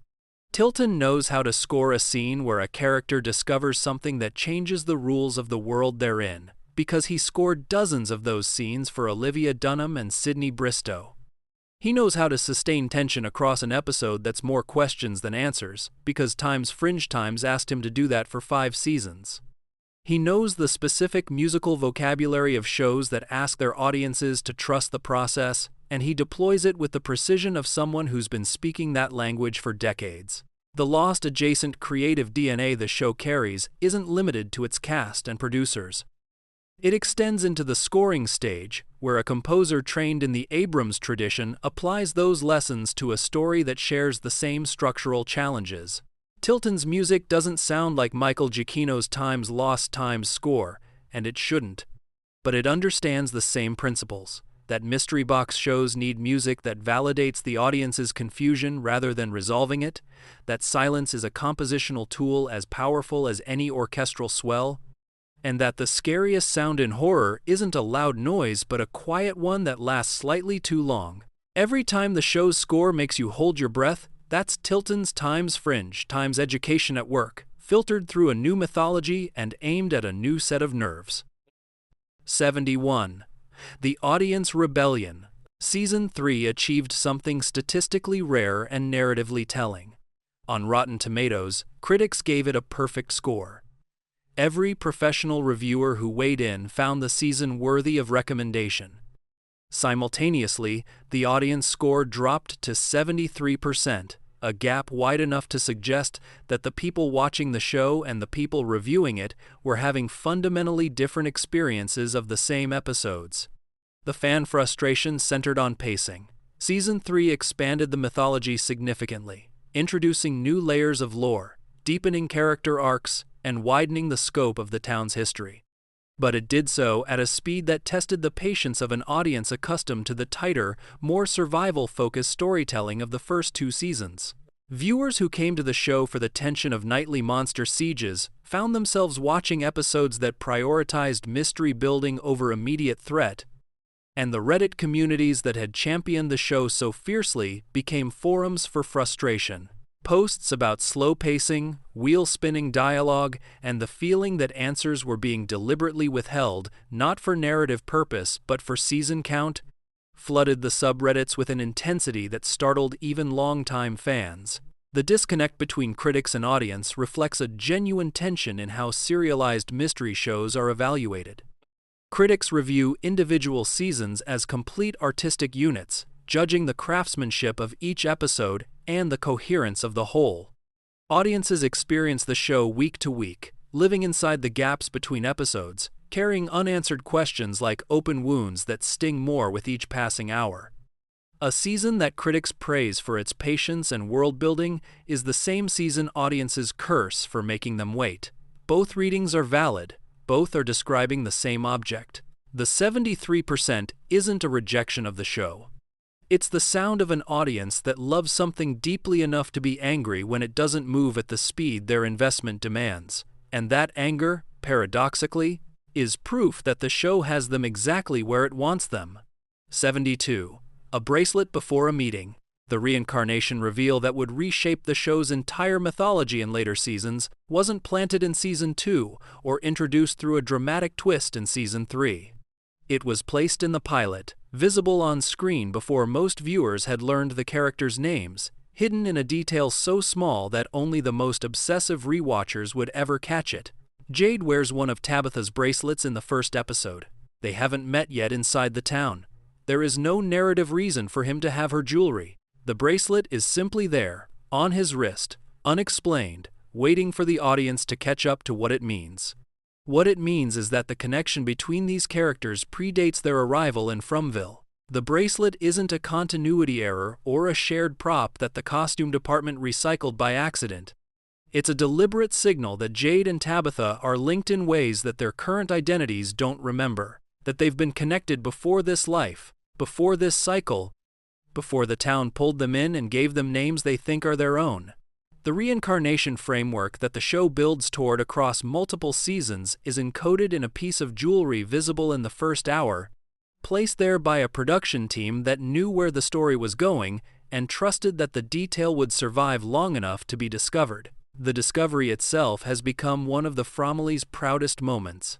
Someone on Reddit caught it, posted a screenshot, and the thread exploded with the particular energy of a fan community realizing they'd been looking at an answer since the very first episode without knowing the question.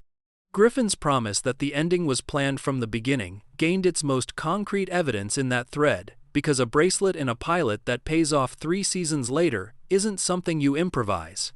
It's something you plant with the confidence of a writer who knows exactly which garden he's growing and exactly when each seed is supposed to bloom.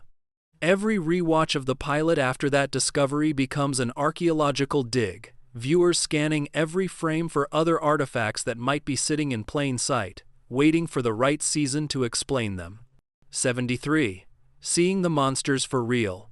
There's a difference between reading a description of a creature on a script page and standing 3 feet from a human being wearing the finished prosthetic. Perrineau has talked about that difference with the unguarded honesty of someone who was genuinely rattled. He knew what the creatures were supposed to look like. He'd read the descriptions, seen the concept art, understood intellectually what the makeup and effects teams were building. None of that preparation was adequate for the moment he saw the completed work on a living, moving person. His description was succinct and visceral. They're grotesque. It's a lot.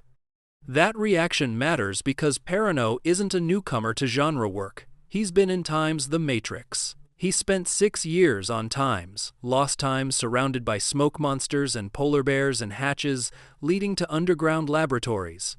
He's seen the machinery of fantastical television production from the inside more times than most actors will in a career. For someone with that resume to look at a creature prosthetic and have his first response be a genuine flinch tells you everything about the quality of the effects work. The makeup and prosthetics teams didn't build monsters that look good on camera from a safe distance. They built monsters that disturb the people standing next to them on set, which means every close-up reaction shot Perrineau delivers opposite a creature carries authentic discomfort underneath the performance. The show uses practical effects for the creatures rather than relying on CGI, and Perrineau's reaction is the best argument for that choice. A digital monster exists only on screen. A practical monster exists in the room. It breathes. It smells like latex and adhesive. It moves with the uncanny weight of a real body, wearing an unreal face. Actors responding to practical effects aren't imagining their fear. They're managing it, channeling a genuine physiological response into their character's emotional reality, and the camera captures the difference. When Boyd looks at a creature and you see something flicker behind his eyes that goes deeper than acting, that's the residue of Perrineau's first encounter with the prosthetics, a moment of real revulsion that he's been drawing on in every creature scene since. 74. Hope is the fuel. Abby appeared to Boyd as a ghost, or a vision, or whatever the town sends when it wants to deliver a message through the face of someone you loved enough to break you. She told him that hope is what feeds the forest. 6 words that reframed everything the audience thought they understood about how the town operates, shifting the entire model from a place that traps people to a system that farms them for a specific resource. The resource isn't fear, which is what a conventional horror story would harvest. It isn't suffering, which is what a torture narrative would require. It's hope. The town needs its residents to believe escape is possible. It needs them to find clues, build theories, attempt plans, and feel the momentum of progress, because hope is an active emotion that keeps people engaged, functional, and producing the psychic energy the forest apparently consumes. Fear makes people shut down. Despair makes them stop trying. Hope makes them keep going, and the town is designed to keep them going for as long as possible. Every clue the residents find, every partial answer, every moment where escape seems almost within reach, is the town feeding its livestock just enough to keep them producing. The genius of using Abby to deliver this message is that it weaponizes Boyd's grief against his leadership. Boyd has spent the entire series being the person who maintains hope for everyone else. He's the one who tells people they'll find a way out, the one who refuses to let despair become the town's dominant philosophy, the one who insists that answers exist and effort matters. Abby's ghost told him that every time he gives someone hope, he's feeding the thing that keeps them all trapped. His greatest virtue is the town's most reliable energy source, and now he knows it. Every motivational speech he gives after that revelation carries a poison he can't extract, the knowledge that his hope isn't defiance, it's compliance. The town designed him to be its generator, and he's been running at full capacity since the day he arrived, powering the forest with the exact emotion he thought was fighting it. That revelation doesn't stop Boyd from hoping. That's the cruelest part. He can't stop, because without hope, the people around him die faster, and Boyd would rather feed the forest than watch everyone he's protecting give up. The town built a trap where the only alternative to fueling your own imprisonment is watching everyone you care about collapse, and it made Boyd the man who has to choose between those options every single day. 75. A tagline that became a prophecy. Season 4's marketing campaign led with a tagline that sounded like standard horror promotion: "Become what you fear, fear what you become." It appeared in the trailer, splashed across promotional materials, delivered in the deep, foreboding voice that every genre trailer has used since the time's inception times horn became industry standard. Audiences processed it the way audiences process all taglines, as mood-setting copy designed to sell the season's tone without revealing its content. It sounded cool, it felt ominous, nobody understood what it actually meant, and the marketing team was counting on exactly that. Then the season aired, and the tagline revealed itself as a precise description of Boyd's transformation arc. Boyd, the man who held the line against the creatures for 3 seasons through sheer force of will and an absolute refusal to become anything other than the protector his people needed, began changing in ways that blurred the boundary between defender and threat. The specifics of that transformation, physical, psychological, and spiritual, turned the tagline from marketing copy into a thesis statement. He was becoming what he feared. The audience was learning to fear what he was becoming. The trailer hadn't been selling a vibe, it had been summarizing a plot, and nobody recognized it because the truth was hidden behind the assumption that taglines are decorative. The dual structure of the phrase carries a weight that unfolds across the season. Become what you fear describes the process. Fear what you become describes the result. Together, they form a closed loop, the same kind of cycle the town runs on, where the ending feeds back into the beginning and the transformation creates the conditions for its own continuation. Boyd's arc in Season 4 doesn't end with resolution. It ends with a new version of himself that generates new fears, which generate new transformations, which generate new versions. The tagline isn't a sentence. It's a circle, and Boyd is running on it the same way the town runs on the hope of its residents. The marketing team put the entire season's emotional architecture in the trailer, and the audience didn't notice, because they'd been trained to treat taglines as decoration. The show trained them otherwise. 76. Questions will be answered. When MGM Plus announced that Season 5 would be the final season, the producers released a statement that read like a promise wrapped in a warning. Questions will be answered. Answers will be questioned. 2 sentences, 12 words. The entire philosophy of the show, compressed into a structure that mirrors the town's own logic, where every solution creates a new problem and every door that opens reveals another door behind it. The first sentence is the promise the audience has been waiting for since the pilot. Questions will be answered. The mysteries that have accumulated across 4 seasons, the nature of the town, the origin of the creatures, the purpose of the cycles, the meaning of the symbols, the identity of the boy in white, the fate of every character still breathing, all of it will receive resolution. That promise carries the weight of Griffin's repeated assurances that the ending was planned from the beginning, and it functions as a contractual obligation between the show and its audience. You stayed this long. You trusted the process. We will not leave you standing in the dark. The second sentence is the warning. Answers will be questioned. The resolutions won't be clean. The explanations won't arrive in tidy packages that close every loop and satisfy every theory. The answers themselves will generate new uncertainty. not because the show is being evasive, but because the mythology was designed so that understanding one layer reveals the complexity of the layer beneath it. This is consistent with everything the show has done across 4 seasons, where every answered question has recontextualized the questions that came before it, making the mystery deeper even as it becomes narrower. Season 5 won't end with a neat bow. It will end with the kind of answers that send viewers back to the pilot for another rewatch, seeing the beginning through the lens of the end, finding new questions in places they thought they'd already searched. Together, the 2 sentences function as the show's final thesis statement. The closing bracket to the boy in white's opening instruction that the answers to the end are in the beginning. The show has always been a conversation between questions and answers, each one generating the other in an endless exchange that mirrors the town's own cycles. The producer's statement tells the audience that the final season will honor both sides of that exchange, giving the answers the story owes while respecting the questions that made the story worth telling. Whether that balance holds across a final season's worth of episodes will determine how the show is remembered. And the Fromily will be watching every frame with the intensity of people who've been promised that the wait was worth it. That's quite a lot of facts about From, and honestly, we could have kept going. If you made it this far, you're Fromily. Hit subscribe so you don't miss what's coming for Season 5. Drop a comment with the fact that hit you the hardest, or the one you think we got wrong. This community doesn't hold back, and that's what makes it great. Which mystery are you most desperate to see answered in the final season? Let us know below.